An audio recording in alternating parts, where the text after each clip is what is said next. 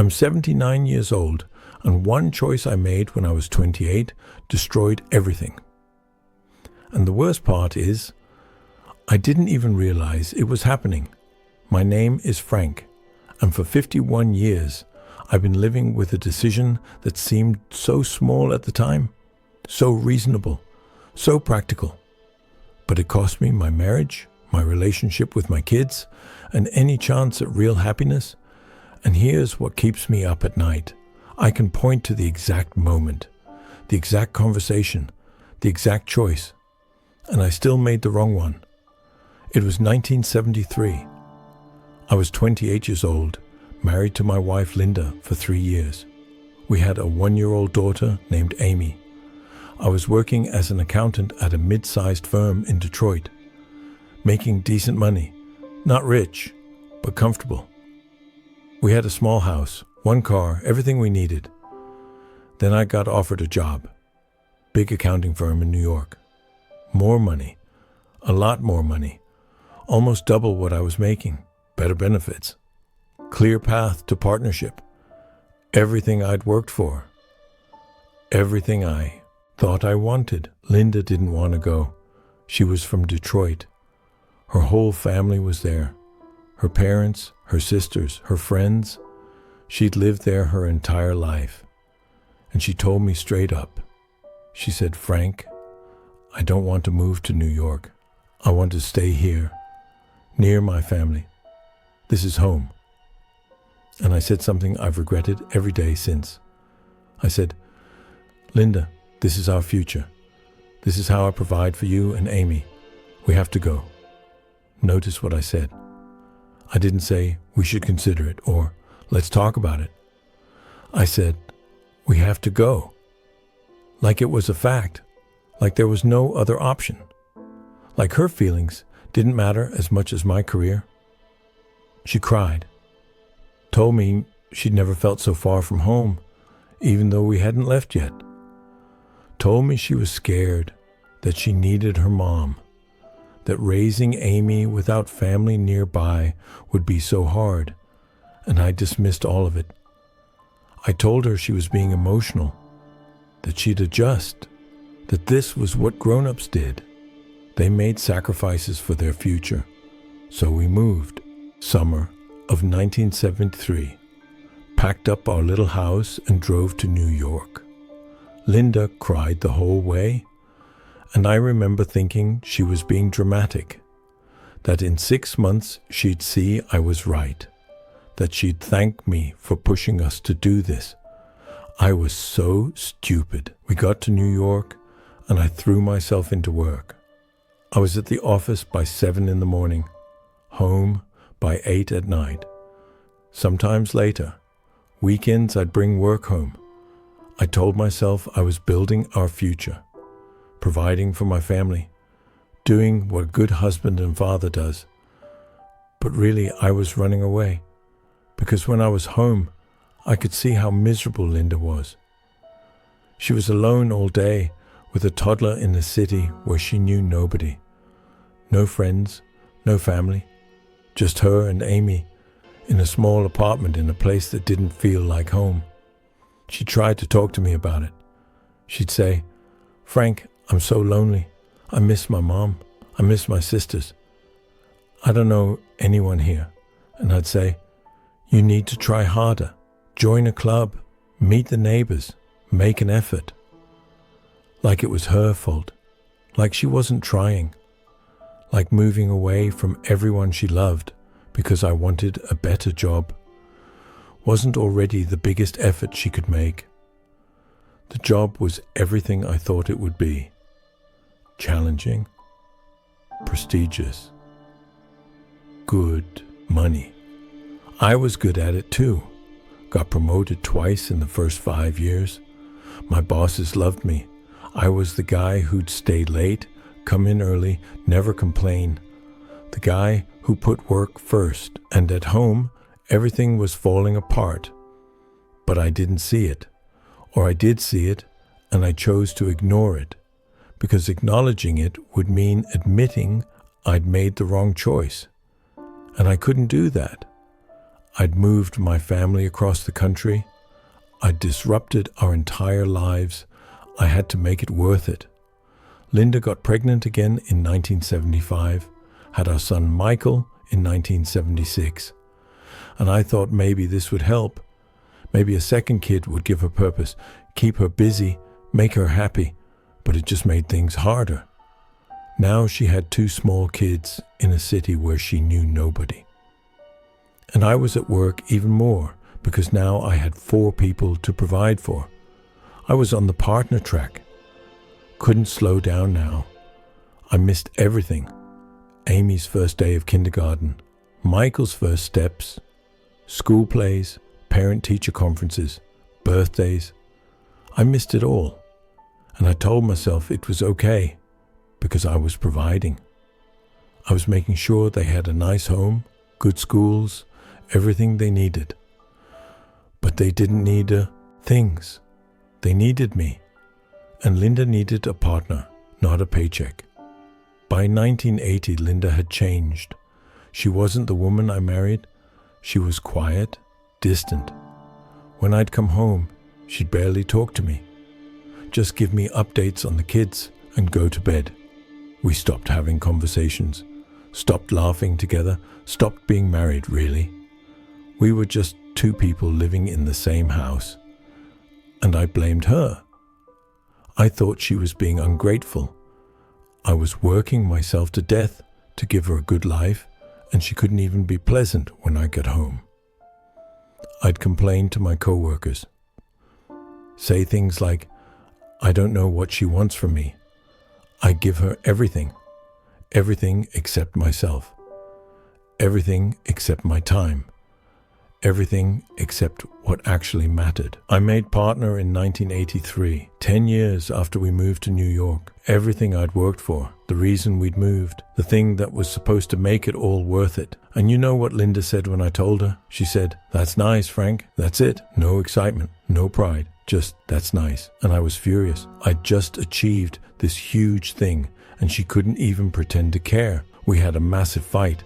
I yelled at her, told her she was selfish, told her I'd given up everything for this family, and she couldn't even be happy for me. And she just looked at me with these empty eyes and said, "You didn't give up anything, Frank. You got exactly what you wanted. I'm the one who gave up everything." That should have been my wake-up call. That should have been the moment I realized what I'd done. But it wasn't. I was too proud, too stubborn, too invested in being right. Linda asked for a divorce in 1985. We'd been married 15 years. Amy was 13, Michael was 9, and she said she couldn't do it anymore. That she'd spent 12 years being lonely and miserable, and she was done. She wanted to go back to Detroit, take the kids, start over. And I fought her. Not because I loved her. I did love her, but I'd forgotten how to show it. I fought her because I didn't want to fail. Didn't want to admit that moving to New York had been a mistake. That choosing my career over her happiness had cost me everything. The divorce was ugly, expensive, exhausting. She moved back to Detroit with the kids. I stayed in New York, saw Amy and Michael 1 weekend a month and 2 weeks in the summer. And even then, I'd often cancel because of work. Tell myself they'd understand, that they knew I was busy, that providing for them was more important than being there. Amy stopped talking to me when she was 16, just stopped. Wouldn't take my calls, wouldn't come for visits. Linda said Amy was angry, that she'd spent her whole childhood watching me choose work over family, and she was done. She didn't want a father who showed up twice a year with expensive gifts and nothing else. I told myself it was a phase, that she'd come around when she got older, that teenagers were dramatic, but she didn't come around. She's 51 now. We haven't had a real conversation in 35 years. She got married. I wasn't invited. She had 3 kids. I've never met them. My own grandchildren and I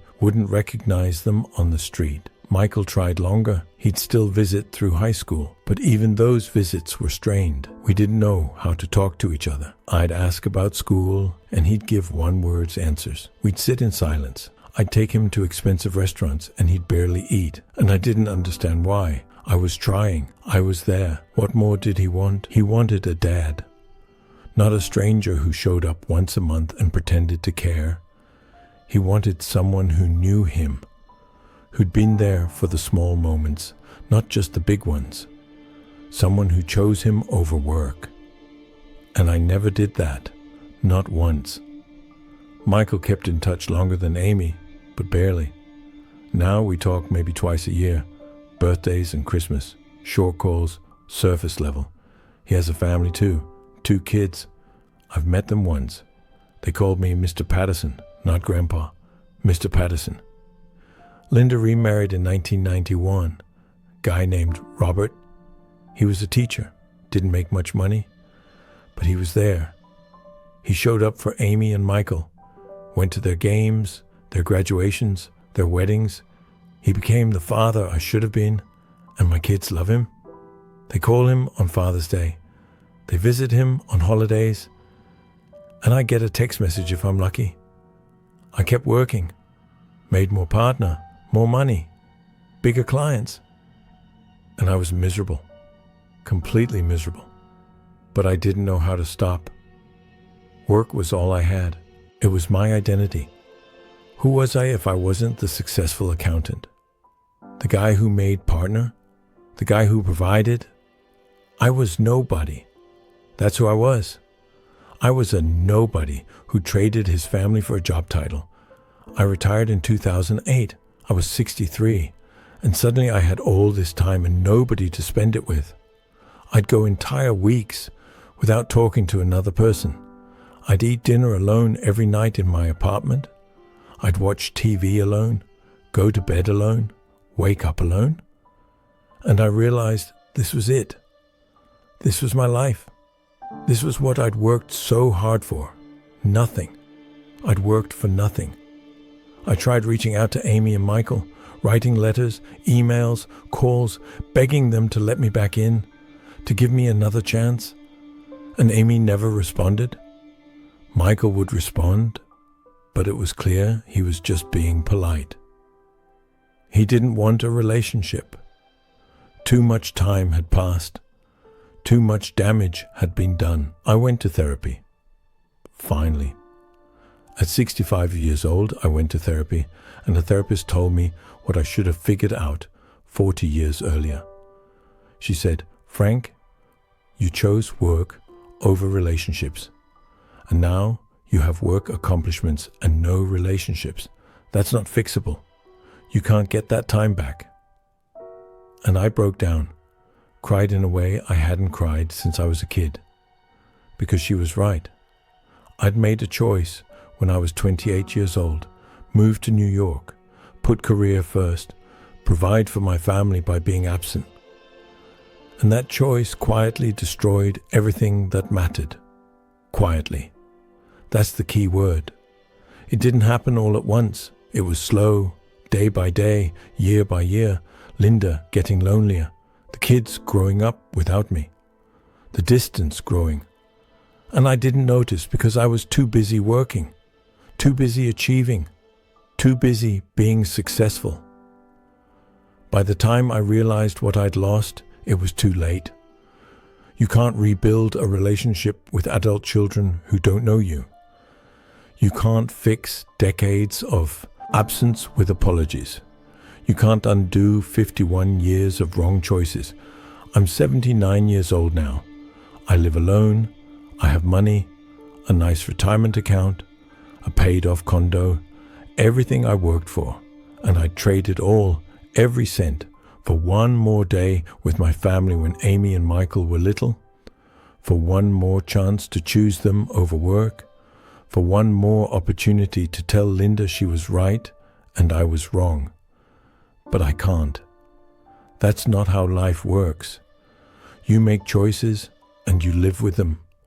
And I made the wrong choice, and I've been living with it for 51 years. Here's what I need you to understand. That choice I made in 1973, it seemed so reasonable at the time. Take the better job, provide for your family, work hard, build a career. That's what men did. That's what society told me to do. And I did it. I did exactly what I was supposed to do, and it ruined my life. Because here's what nobody tells you. Providing isn't the same as being present. Money isn't the same as love. Career success isn't the same as life success. And by the time you figure that out, it's too late. I see men today making the same choice I made, working 80-hour weeks because they're building something, missing dinners, missing bedtimes, missing their kids' lives because they're providing. And they think their families will understand, that their kids will appreciate it when they're older, that their spouse will see they're doing it for them. But they won't. Your kids won't remember that you worked hard. They'll remember that you weren't there. Your spouse won't appreciate the money. They'll resent the absence. And one day, you'll wake up and realize you traded your family for a career. And you can't trade back. If you're reading this and you're working all the time, missing your kids' lives, telling yourself it's temporary or necessary or what you have to do, stop. Just stop. Right now. Today. Because I promise you, the career isn't worth it. The promotion isn't worth it. The money isn't worth it. Nothing is worth losing your family. Nothing. I'd give anything to go back to 1973, to tell Linda we're staying in Detroit, that she's right and I'm wrong, that her happiness matters more than my career, that family matters more than money, that being present is more important than providing.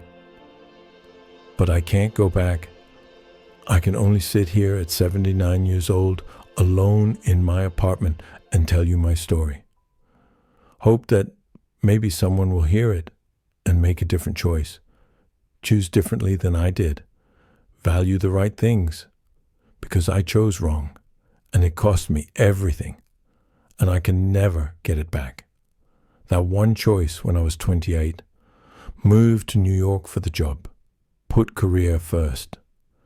That one choice quietly ruined my life, and I didn't even know it was happening until it was too late. Don't make my mistake. Don't choose career over family. Don't tell yourself you're providing when really you're just absent. Don't wake up at 79 years old and realize you have money and accomplishments and nobody to share them with. Choose your family. Choose being present. Choose love over success every single time. Because success without people to share it with is just failure with better furniture. I learned that lesson 51 years too late. Learn it now. Subscribe if this meant something to you.